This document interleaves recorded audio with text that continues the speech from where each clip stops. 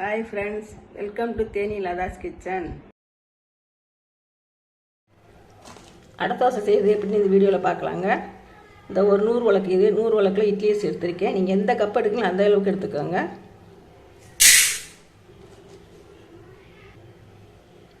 பாசி பருப்பு 100,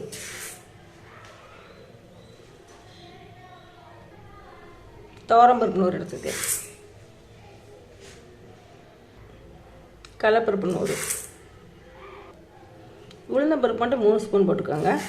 ரொம்ப போட்டிங்கன்னா விழுவிழுன்னு தெரியும். அடை தோசைக்கு உளுந்தம்பருப்பு கம்மியாக போடணும். இப்போ இது ஊற வச்சிடலாம். எல்லாத்தையும் ஒரு 4 மணி நேரம் ஊறட்டும். ஊறின பிறகு ஆட்டி எடுத்துக்கலாம்.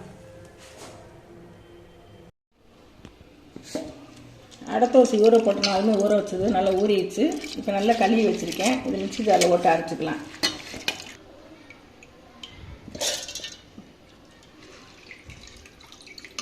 கிரைண்டரில் போட்டு அரைக்கணும்னா அரைச்சிக்கோங்க. மிக்ஸி ஜாரில் போட்டோம்னா 2-3 தடவை போட்டு அரைச்சிக்கிறேன் நான்.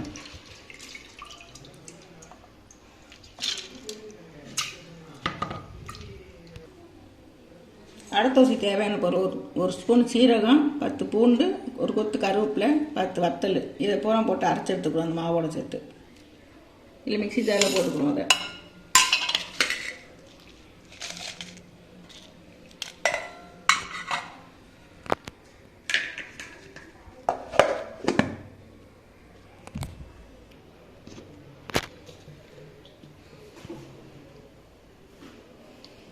அரைச்சி பொடி குருணி அரைச்சி எடுத்துக்கோங்க. இன்னும் மிச்ச மாவும் போட்டு அரைச்சி எடுத்துக்கலாம். இது ஒரு கிண்ணத்தில் ஊற்றிக்கிடுவோம்.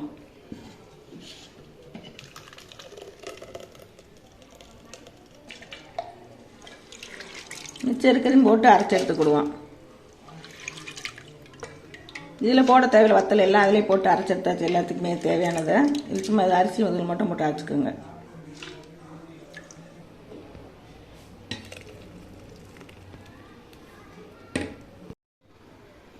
அடை தோசை தேவையான அளவு கல் உப்பு போட்டுக்கலாம். உப்பு பார்த்து போட்டுக்கோங்க. இந்த மாவு அரைச்சி வச்சுருக்கோம்ல, அதுக்கு போடலாதனால இதோட சேர்த்து போட்டிருக்கேன். உப்பு போடுறது கவனமாக பார்த்து போடுங்க. இதை இப்போ அரைச்சி எடுத்துகிட்டு வந்துடலாம். இப்போ எல்லாத்தையும் அரைச்சி எடுத்தாச்சு. இந்த மாவில் உப்பு போட்டிருக்கேன்.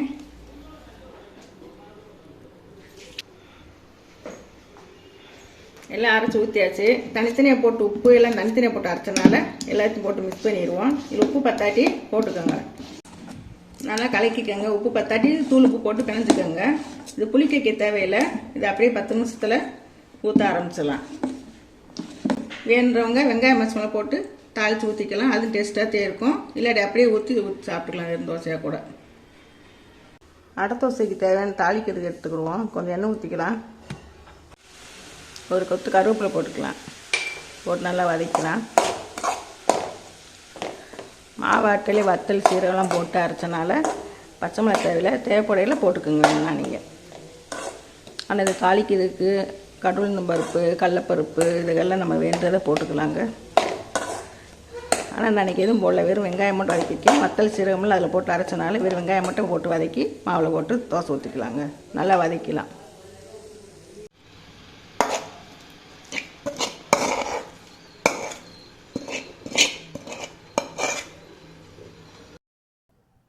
வெங்காயம் வதக்கி வச்சதை மாவில் போட்டு கிண்டிக்கலாங்க. இந்த மாதிரி கலக்கி போட்டு தோசை ஊற்றி எடுத்துக்கலாம். வெங்காயமே போடாமல் ஊற்றினா நல்லாத்தே இருக்கும். வெங்காயம் மட்டும் இன்னும் ரொம்ப டேஸ்ட்டாக இருக்கும். தோசை சட்டி காய்ச்சி நான் இரும்பு சட்டி தான் எடுத்துருக்கேன். இந்த தோசை ஊற்றிக்கலாம். நல்லா ஊற்றி நல்லா இது இழுத்து விட்டுக்கோங்க.